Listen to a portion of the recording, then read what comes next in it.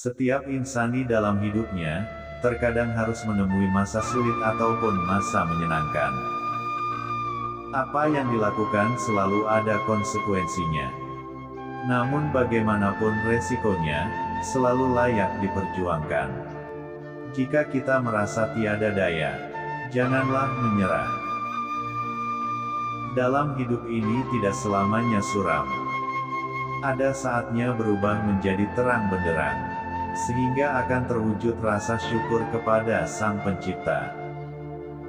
Mungkin saja dalam hidup, ada saja cibiran atau hinaan terlontar kepada kita.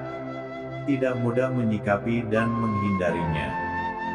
Namun berdiamlah dan merenung agar kita bisa introspeksi diri kita masing-masing.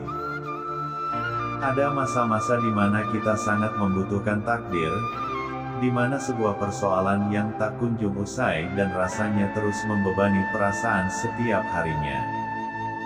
Bagaimanapun, kita hidup butuh kenyamanan dan ketenangan. Meskipun itu tidak dikategorikan selalu baik. Tapi minimal kita punya teman hidup yang bisa membuat nyaman dan juga tenang. Tahukah bahwa banyaknya persoalan yang sudah kita lewati, itu adalah masalah kecil.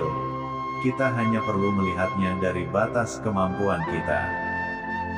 Dari situlah kita akan tahu bahwa tidak ada masalah yang besar setelah semuanya sudah terlewati.